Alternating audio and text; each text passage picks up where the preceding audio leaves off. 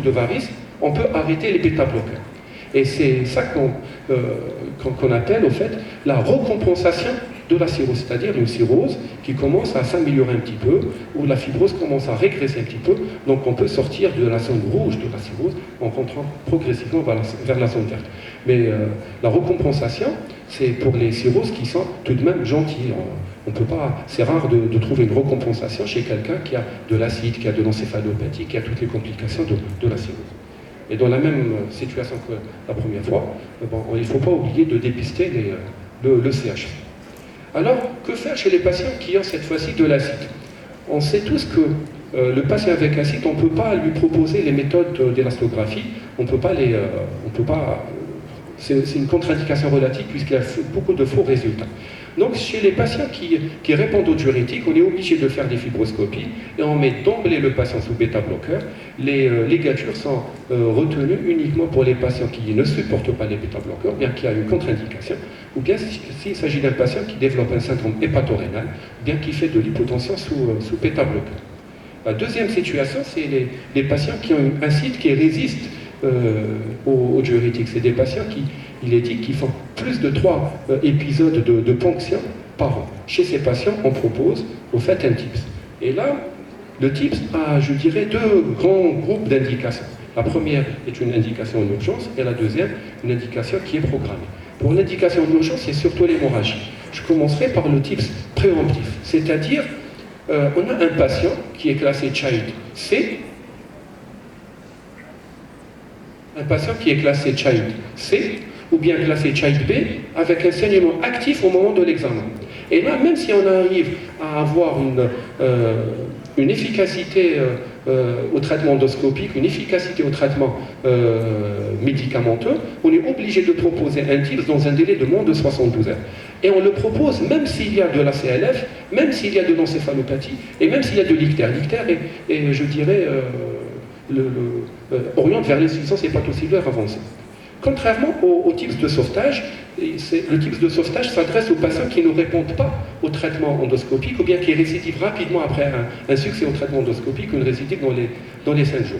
Là, on propose un TIPS sauf si le MELD est supérieur à 30 ou bien le CHAD est très avancé, supérieur à 14 ou bien s'il y a des lactates qui sont élevés. Sauf si le patient a une indication de transplantation hépatique. À ce moment-là, on propose un TIPS, même s'il a un MELD et un CHAD de très élevé. La deuxième situation est plus facile à comprendre, c'est le TIPS programmé. C'est l'acide qui ne répond pas au traitement, on l'a vu. Et en cas d'hémorragie récidivante, c'est les patients qui ont des varices œsophagiennes, œsogastriques ou bien une GHTP, on exclut l'ectasie, qui répondent à un traitement endoscopique, mais qui ont besoin de beaucoup de séances de ligature, qu'on dépasse de loin les règles de 6 séances de ligature pour l'éradication des varices. Là, on programme un TIPS.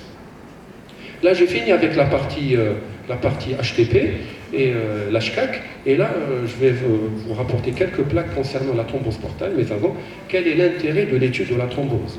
Premièrement, on s'est toujours posé la question, est-ce qu'il y a un impact de la thrombose sur l'évolution de la maladie hépatique, sur les complications de la cirrhose? Là, on sait tous que la prévalence de la thrombose portale augmente avec la gravité de la maladie hépatique. Et c'est les patients qui sont en indication de transplantation qui font le plus de thrombose porte.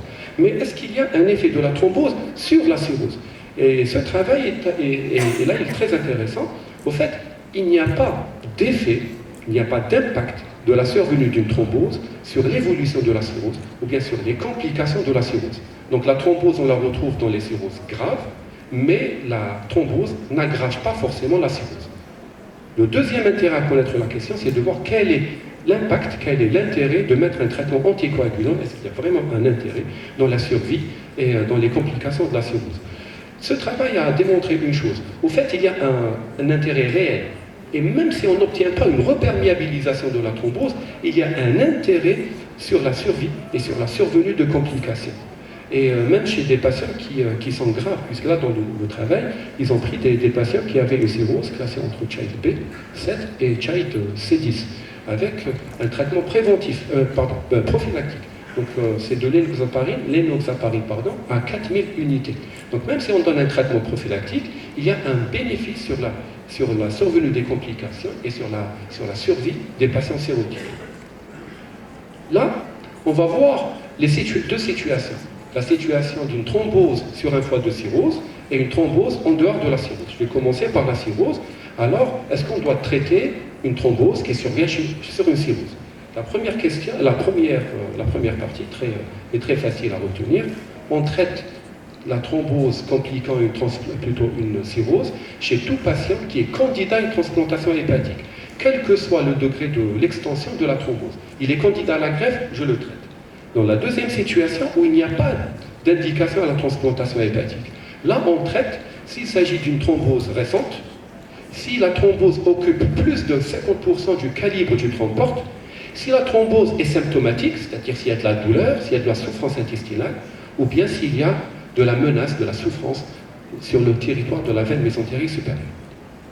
Dans le groupe avec une thrombose inférieure à 50% de la circonférence du transport, là, on espère une reperméabilisation spontanée, donc on peut se permettre de ne pas traiter. Par contre, on surveille par des Dopplers chaque 3 mois, et s'il y a une extension, ou bien si ça rejoint le premier groupe, on est obligé de traiter par des anticoagulants. Traiter, mais traiter comment? D'emblée, on doit commencer par donner des HBPM.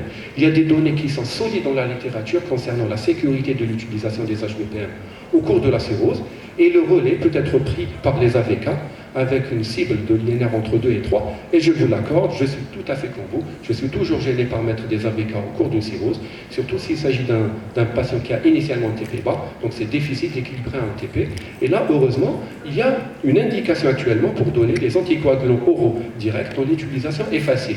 On peut les prescrire sans réserve au cours d'une cirrhose classée Child A, ils sont complètement contre-indiqués en cas de cirrhose Child C, et au cours d'une cirrhose Child B, surtout s'il y a de l'insuffisance rénale et tout, là, il y a un appel à la prudence qui est lancé. Moi, dans ma propre expérience, et je pense même dans l'expérience du service, on n'a jamais prescrit les AOD, les anticoagulants oraux directs. Si on prescrit des anticoagulants, c'est pour au minimum 6 mois après l'arrêt, plutôt 6 mois après l'obtention d'une reperméabilisation complète du transport, ou bien jusqu'à la date de la transplantation hépatique, et si il est dit, s'il y a un échec à la reperméabilisation, un type s'est indiqué, mais on doit obligatoirement discuter le dossier en comité, je dirais en RCP, pour voir est-ce que la réalisation réelle et l'intérêt de TIPS chez le patient. Il y a une notion qui est nouvelle sur Baveno 7, on a arrêté les anticoagulants pour aller proposer des ligatures de varices œsophagiennes. Maintenant, on est tranquille, on peut ligaturer le patient sous anticoagulants. Si on est avec des AVK, tout de même, il est dit que l'INR doit être dans la fourchette thérapeutique, on ne doit pas être avec un INR très élevé. Je vous rappelle, la fourchette thérapeutique, c'est entre 2 et 3. Maintenant, on aborde le volet de la thrombose en dehors de la cirrhose. Là, je ne vais pas m'attarder sur cette place. C'est le bilan étiologique de la thrombose qui doit être réalisé d'une manière exhaustive chez le patient qui n'a pas de cirrhose. Il est inutile à faire chez le patient qui a une thrombose avec une cirrhose. Donc, thrombose sans cirrhose, bilan exhaustif. Avec cirrhose, on ne fait pas de bilan étiologique. Alors, qui et comment traiter? On a deux situations. La première, une situation, je dirais entre guillemets, d'urgence, c'est quand on a une thrombose récente, thrombose aiguë, ou bien une thrombose récente sur une thrombose chronique. Là, le traitement anticoagulant est urgent. On peut commencer toujours par les HBPM, et le relais est pris soit par les AVK, soit par les anticoagulants oraux directs.